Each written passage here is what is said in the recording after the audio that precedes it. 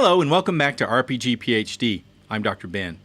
Two players at the same table, both silent when the game master turns to them. The first just gives a blank, questioning look, waiting for someone else to fill the space. The second says nothing at all either, but they've been tracking every NPC name, watching every roll, and leaning in. One of these players has checked out, and the other hasn't gone anywhere. From the game master's chair, they might look identical. Many game masters treat silence as a single problem with a single fix. More spotlight, more direct questions, more pressure to participate. That fix might help the first player and could actively damage the second.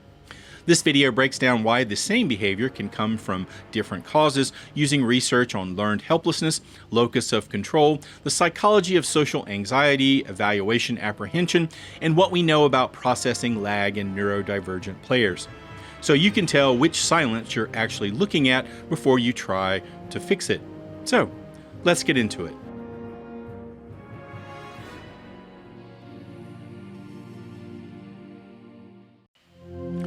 Seligman and Maier coined learned helplessness in 1967 to describe what happens after an organism experiences a stretch of outcomes it can't control. It stops trying to change outcomes later, even in situations where trying would actually work. In 2016, 50 years after the original work, they revisited their own theory using modern neuroscience and reversed the causal direction of their original model. The 1967 version held that helplessness was the thing an organism learned and that active effort was the default starting state. The 2016 revision argues the opposite. Passivity is the default. When an organism faces a stretch of outcomes it can't control, it was already wired to shut down under sustained, uncontrollable stress before any of it happened. What it learns, when it learns anything, is control. Evidence that its actions actually move outcomes. That learning is what overrides the built-in shutdown response and produces sustained effort again. A game master watching a quiet player from outside usually reaches for whatever's closest at hand in the moment. A direct question, what does your character do here? A spotlight scene built around them. An NPC who addresses their character by name to elicit a response. Turning to them specifically instead of letting the table default to whoever spoke last. These moves can produce an answer, but an answer isn't the same thing as evidence that the answer actually mattered. If the scene resolves the same way regardless of what the player says, if the spotlight moment was scripted to land at a fixed outcome no matter their choice, the game master has extracted a response without supplying the one thing the player is actually missing. Proof that their decision moved something. A player can answer every direct question a game master throws at them for an entire session and still walk away with the same underlying read on the table. My input gets acknowledged, but it doesn't change anything. That's one of the traps in all of these in-the-moment fixes. They target visible participation, a player talking instead of staying silent, when the actual deficit might be invisible, the absence of attributable control. A game master can attempt to change a quiet player's participation without ever touching the mechanism that produced the quiet in the first place. The fix has to be structural and repeated. One big dramatic moment where a player's choice clearly changes the outcome doesn't override a long stretch of the opposite pattern any more than a single successful escape would flip an organism's expectation after weeks of uncontrollable stress. What builds the override is repetition, several small, unmistakable instances of a player's decision producing a real, attributable consequence close enough together that the pattern actually registers as a pattern. Rotter introduced Locus of Control in a 1966 monograph after nearly a decade of research he and his students had mostly kept unpublished. His question was narrower than it sounds, not whether people believe they control their lives in some general sense, but whether they expect their own behavior to determine whether they get reinforced for it, or whether they expect reinforcement to come from chance, luck, fate, or someone else's power, regardless of what they do. Locus of Control describes where a person expects the cause of their outcomes to sit. Someone with an internal locus expects their own effort and choices to determine what happens to them. Study harder, get a better grade, practice more, play better. Someone with an external locus expects outcomes to come from somewhere else instead. Luck, fate, other people's decisions, forces outside their control. Rotter's framework treats this as a generalized expectancy instead of a fixed personality type, built from accumulated experience and capable of shifting depending on the situation a person finds themselves in. The theory has held up under 6 decades of testing, and recent work keeps confirming it in ways that Rotter didn't have the data to show. A 2023 meta-analysis pulling together dozens of studies on student achievement found that locus of control works through motivation. An internal locus predicts higher motivation, and motivation predicts achievement. Separate research using large-scale survey data found that a more internal locus of control tracks with meaningfully higher self-control as a distinct effect from self-control itself, not just a restatement of it. And in workplace research, employees with an internal locus regulate their response to hostile supervision more effectively than employees with an external locus, who are more likely to read the same bad treatment as something happening to them rather than something that they have any leverage over. Same external conditions, a bad game master call, a dominant player talking over someone, a plan that didn't pan out, read completely differently depending on which locus the player brings to the moment. An internal locus player treats a bad call as one outcome among many they still have leverage over. The game master overrode their plan this time, so they adjust and pitch a different one next time. A dominant player talked over them, so they wait for an opening and try again or push back directly. The setback gets filed as a data point, one result among many, not treated as a verdict on how the whole table works. An external locus player reads the exact same event as confirmation that leverage was never on the table to begin with. The game master overrode their plan, which proves plans don't matter here. The dominant player talked over them, which proves the table runs on who talks loudest, not on what anyone actually says. Where the internal locus player sees one bad roll in a longer game, the external locus player sees the game's actual rules finally showing themselves. Every subsequent setback gets absorbed into that same reading, which is what makes the orientation so durable once it sets in. The next ordinary disappointment does the confirming work on its own. Just the same old expectation finding another data point to attach to. Learned helplessness explains how a player arrives at the belief that their choices don't move outcomes. Locus of control names what that belief looks like once it's in place. An external orientation specific to this table where the player expects the game master, the dice, or the rest of the party to determine what happens regardless of what they personally do. Rotter built the theory around generalized expectancies precisely because they don't have to be global. A player can run a business, coach a team, make confident calls under pressure all week, and still sit down at a table where months of unattributed outcomes have taught them that nothing they say here changes anything. The externality is a property of the table and not a property of the person, which is exactly what makes it fixable through design instead of something a game master has to wait out or work around. Shifting a player's locus of control at the table works the same way rebuilding it after learned helplessness does, through repeated attributable evidence, and not through a single conversation about mindset. Start small and specific. Hand the player a decision with a clear, visible consequence, something contained enough that the game master can guarantee it lands exactly as chosen, and let them see the line between their choice and the outcome without anyone else's contribution muddying it. Repeat that a few times before raising the stakes. A game master who jumps straight to a big dramatic moment of agency is asking a single data point to overturn months of the opposite pattern, and one good session rarely survives contact with the next ordinary disappointment. Consistency does the actual work. Several small wins spaced closely enough that the player starts predicting a different outcome before it happens. This builds the new expectancy the way the old one got built. And the game master has to protect those wins once they land. If a dominant player talks over the quiet one's moment, or a plan that was theirs gets credited to someone louder, the whole repair could reset. The fix is a pattern the game master keeps supplying until the player stops waiting for the old pattern to reassert itself. Cottrell proposed evaluation apprehension in 1968 and refined it further in 1972 as a specific correction to an earlier theory about why people perform differently when others are watching.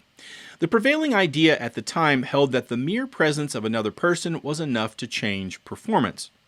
Cottrell ran an experiment isolating that variable and found that it didn't hold up. When the people present weren't in a position to evaluate the performer in his study, two people who were blindfolded and ostensibly occupied with something else, performance didn't shift.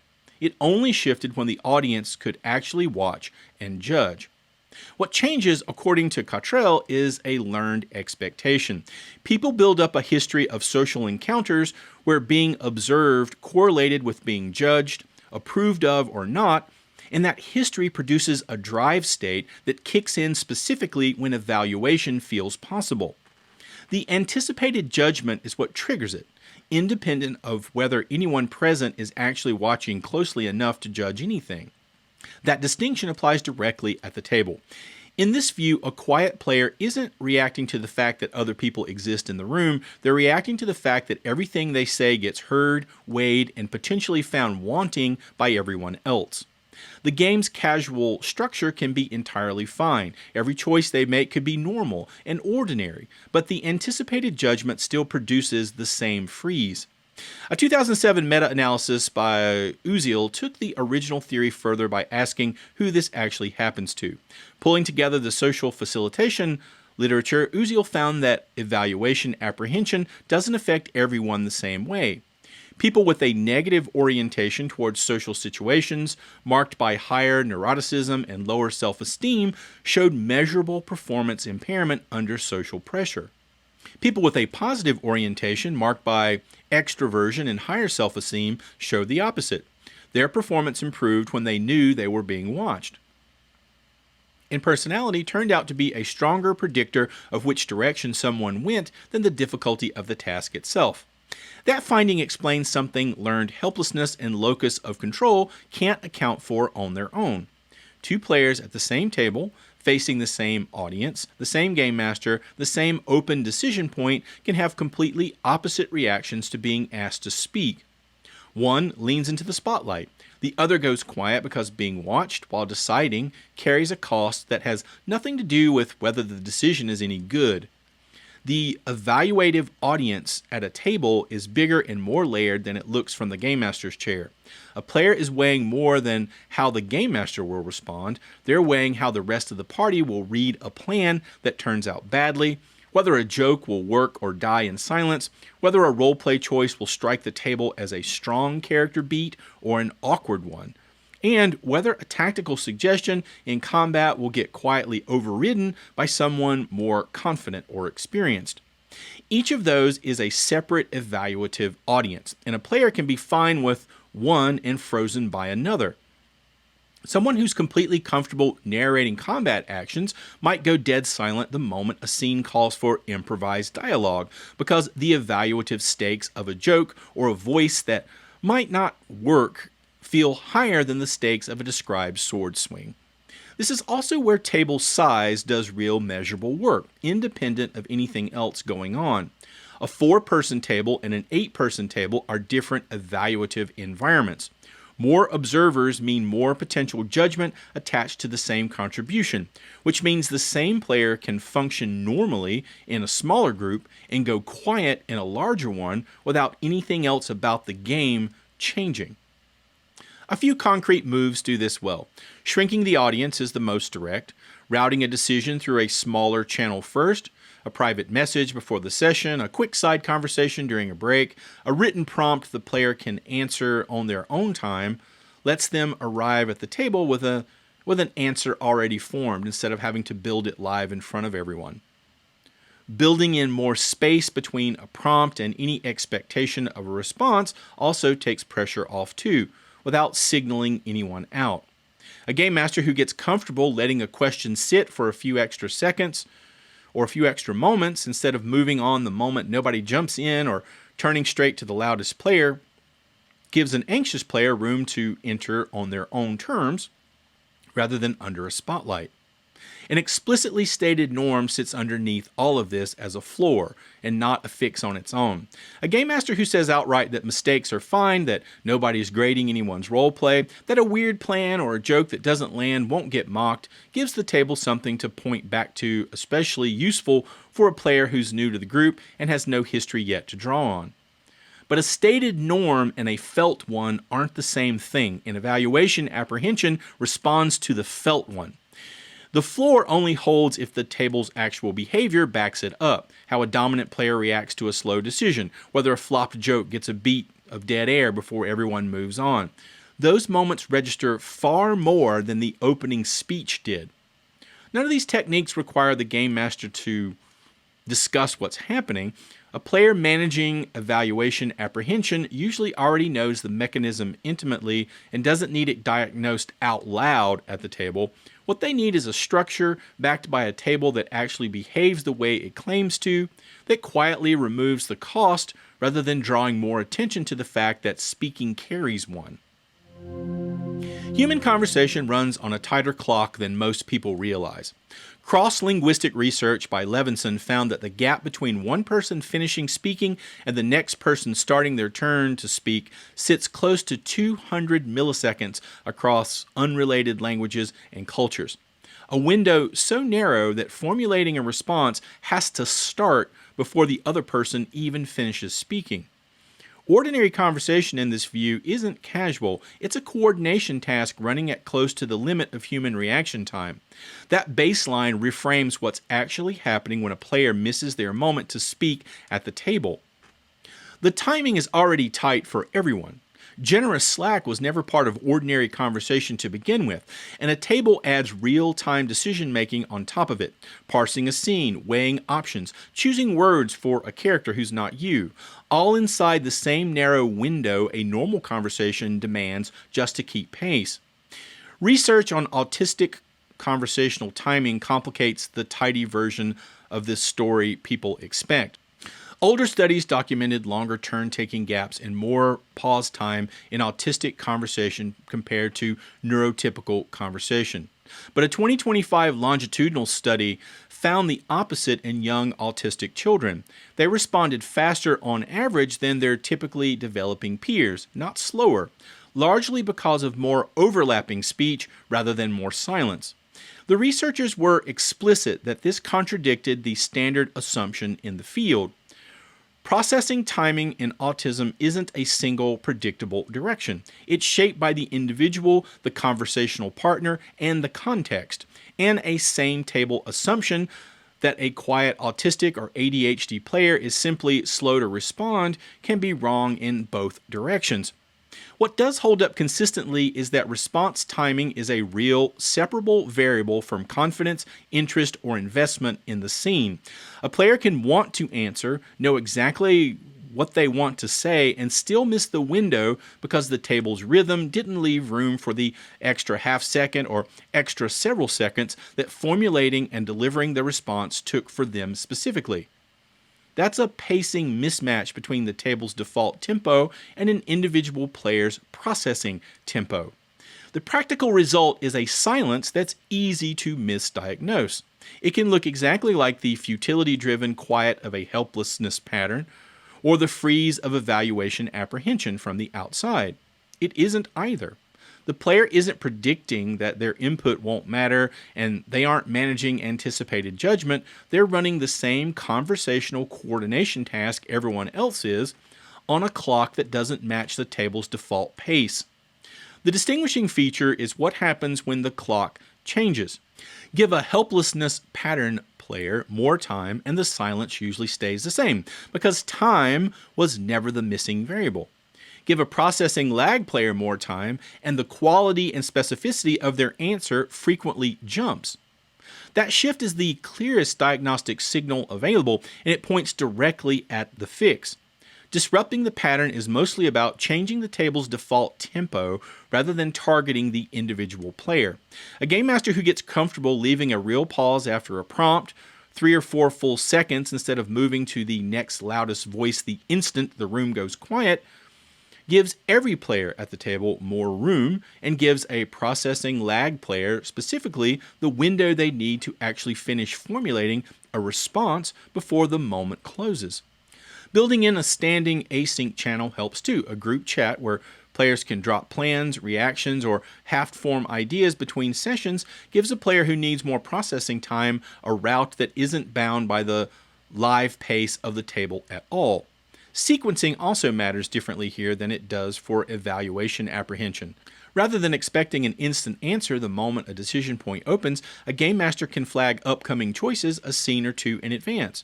We'll need to decide how to handle the gate guards soon, set early enough that a processing lag player has real lead time to work through the options before they're actually asked.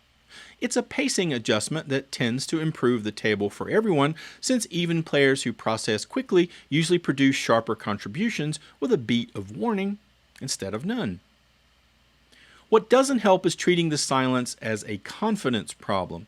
Reassurance, lower stakes, or judgment-free framing are the right tools for evaluation apprehension, but they don't touch a timing mismatch. And a game master who reaches for them here is solving the wrong equation. The player doesn't need convincing that it's safe to answer. They need the clock adjusted so their answer has time to exist before the moment moves past them. Every mechanism covered so far describes a version of the same surface behavior, a player who doesn't talk much. None of them are the only explanation, and one of the most common non-explanations is also the easiest for a game master to misread. Some players are quiet because quiet is how they participate. Engagement research treats engagement as a construct with separate components, instead of a single dial that runs from loud to silent. A widely used framework in education research splits engagement into behavioral, cognitive, emotional, and social dimensions, and treats social engagement and social disengagement as related but distinct states rather than two ends of one spectrum. A player can score low on the talks frequently behavior and still be fully present on every other dimension, tracking the plot, invested in outcomes, emotionally engaged with the fiction, mentally solving problems right alongside the loudest person at the table. A 2020 study of 9th grade students in Finland examined how introversion interacts with social engagement directly, and found that introverted students with high social engagement reported better self-esteem and lower burnout than introverted students with low social engagement.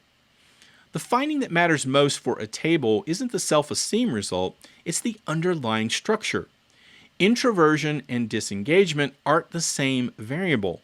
An introverted student can be highly socially engaged while still preferring a lower frequency, lower volume mode of participating than an extroverted classmate. Quiet was never a reliable proxy for absent. This is where the diagnostic tell becomes useful again. A helplessness pattern player asked a direct question deflects or defers because the underlying prediction is that their answer won't change anything regardless of what they say. A quiet, engaged player asked the same question answers immediately and specifically because they had an answer the whole time. They just weren't volunteering it into the open air at the same rate as everyone else. The silence in between was tracking instead of absence. The risk for a game master is applying any of the previous four fixes to this player anyway. A consequence ownership test aimed at a quiet, engaged player will pass cleanly because their locus of control was never external to begin with, which means the fix was solving a problem that didn't exist. Worse, pushing harder for constant verbal output from a player who's already fully engaged at a lower volume can manufacture exactly the self-consciousness that turns a comfortable, quiet participant into an actually anxious one. The goal isn't to raise this player's talking frequency to match the table average, it's to recognize that the table average was never the right target for them in the first place. At the table, this player usually has a recognizable signature once you know what to look for. They react in real time. A laugh at the right beat, a flinch when a plan goes sideways, a lean forward when a mystery clicks into place. They remember details other players might have already forgotten, sometimes bringing up a thread from 4 sessions back that the rest of the table completely dropped. When they do speak, it tends to be dense rather than exploratory. A helplessness pattern player prompted for a plan often produces a vague deflection because they're not actually running a plan in their head to report. A quiet, engaged player, prompted the same way, tends to answer with something specific and already thought through, because they've been quietly working the problem the whole time and just hadn't offered it up unprompted. The failure mode specific to this player is a game master who reads low talk frequency as a problem to solve and starts engineering more spotlight around them. More direct questions, more scenes built to force a response, more check-ins about whether they're having fun. None of that is harmful in isolation. But stacked on a player who was never disengaged, it reads as surveillance. It tells them their normal mode of participating isn't good enough, which is the one message capable of turning a comfortable, quiet presence into an actual withdrawal. The correct move is almost the opposite of instinct. Reduce the pressure to perform engagement visibly and let their existing signals, the laugh, the flinch, the callback 4 sessions later, count as what they are. The 5 mechanisms covered so far don't exhaust the list. A few more show up often enough to deserve a place in the diagnostic before a game master commits to a fix, even without the full theoretical treatment. First is diffusion of responsibility. At a table, a player may stay quiet because they assume someone else will act instead. Darley and Lataine's 1968 research on bystander intervention found that individuals were less likely to help in an emergency as the number of witnesses increased, not out of indifference, but because responsibility spreads thin across a group and each person's share of it shrinks. The table version is milder but structurally identical. A 6-player group makes it easy for any one player to assume the loudest voice in the room has the decision handled. This is distinct from helplessness. Helplessness says my input doesn't matter. Diffusion says my input isn't required right now. And the fix is different too. Direct awareness that removes the option to defer, not casual wait rebuilding. You can check out my full video on this linked below. System or rules unfamiliarity. A player who doesn't know the mechanics well enough to predict what an action will actually do often goes quiet rather than risk a visibly bad or illegal move. From the Game Master's seat, this can look identical to helplessness. The fix is neither casual weight rebuilding nor audience size reduction, it's system literacy, walking the player through what their options actually do until they can predict outcomes with confidence. Spotlight fatigue. Not the same as diffusion. This is a player who tried to jump in, got talked over or crowded out by a more dominant player a few times, and then stopped trying. It's a localized version of the helplessness pattern with a specific, identifiable cause instead of a diffuse one. The fix has to include the dominant player and not just the quiet one, since the pattern was produced by an interaction between the two. Out-of-game load. Stress, fatigue, or distraction from outside the session. This is not a table design problem and not something Game Master techniques can fix. It's worth discussing so this video doesn't imply every silence is diagnosable and correctable through table structure. Sometimes a quiet session is just a hard week. Poor system or tone fit. A player who wanted a different kind of game than the one being run may go quiet out of low investment in the actual premise rather than any of the mechanisms above. This isn't a processing or confidence issue, it's a mismatch that should have been caught at the session 0, and it connects directly to the social contract work covered elsewhere here on the channel. Now let's discuss some of the pitfalls of these theories. Treating all silence as one diagnosis. This is the trap the entire video is built to prevent. A game master who skips straight from this player is quiet to more engagement opportunities without running any of the diagnostic checks will get it right by accident about as often as they get it wrong, since 5 or more distinct mechanisms can all produce the same exact surface behavior. The step-by-step guide below walks through how to tell them apart. Running any single check once and calling it confirmed. One quiet session isn't a pattern. It might be a bad week, a distracted night, or simply coincidence. Any diagnostic check worth running needs to repeat across multiple instances during a session and maybe across sessions before a game master should treat the result as signal rather than noise. The specific checks and how to space them out are covered in the step-by-step section that follows. Making a low-stakes check too high stakes. The whole point of testing with a small decision is that it's safe to fail. If a game master hands a helplessness pattern player something that was supposed to be minor and it turns out to carry real campaign weight and it goes wrong, the check itself becomes another data point confirming the player's existing prediction. The shock repeats instead of breaking. Applying an anxiety fix to a processing lag player, or the reverse. The two can look identical from across the table. Same silence, same missed window to speak. A game master who assumes anxiety and responds with private reassurance and lower stakes will do nothing for a player who actually needed more time and a slower rhythm. A game master who assumes processing lag and just waits longer will do nothing for a player whose block is the size of the audience, not the length of the pause. Public correction of a quiet, engaged, or anxious player. Calling out either player's silence in front of the table, even gently, even with good intentions, manufactures exactly the self-consciousness that turns a comfortable, quiet participant or a socially anxious one into someone actively withdrawing. Diagnostic conversations belong in private. Now let's take a look at the step-by-step guide. First, diagnose before you write anything. Skip the character level fix, a new hook, more spotlight scenes, a restructured arc built around the quiet player's concept until you know what's actually producing the silence. None of those fixes touch a mechanism they weren't built for, so treat a quiet player as a diagnostic question first and a writing problem only if the diagnosis actually points there. The simplest diagnostic move available costs nothing. Ask the player directly, outside the game, why they've gone quiet. Some players can name it right away. Others don't know, in which case the checks that follow are what fill in the gap. Run the engagement signature check. This test is checking whether the player is actually disengaged at all, the marker that rules out every mechanism above at once. Look for real-time reactions, call back to old details, dense and specific contributions whenever the player does speak. A laugh at the right beat, a flinch when a plan goes sideways, a thread from 4 sessions back nobody else remembered. If that signature is present alongside a low talk frequency, be suspicious of every other reading. A player who's tracking everything and reacting in the moment isn't running a helplessness pattern, isn't managing evaluation cost, and isn't missing the table's rhythm. They're just quiet, which was never really a problem to begin with.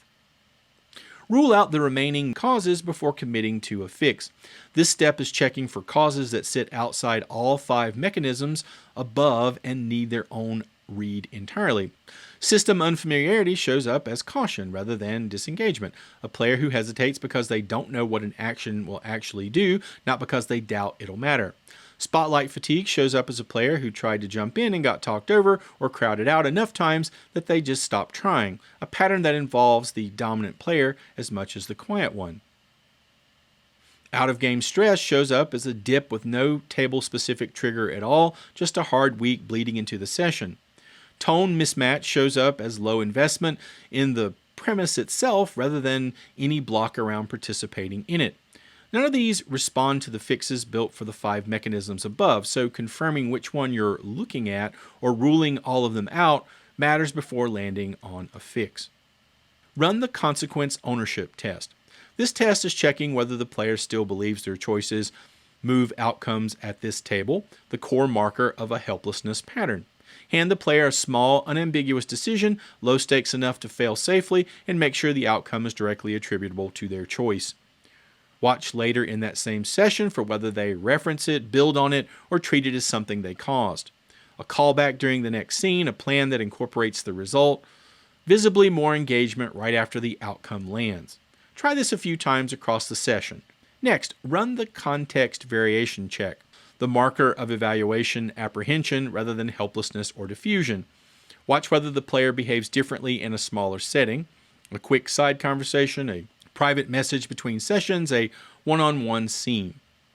If they're animated and specific in the small setting but go quiet again the moment the full table reconvenes, that pattern points towards social anxiety or evaluation apprehension.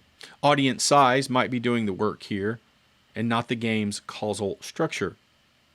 Next, run the timing check. This test is checking whether the table's default tempo, not confidence or belief in causal weight, is the actual variable, the marker of processing lag mismatch rather than helplessness or evaluation apprehension.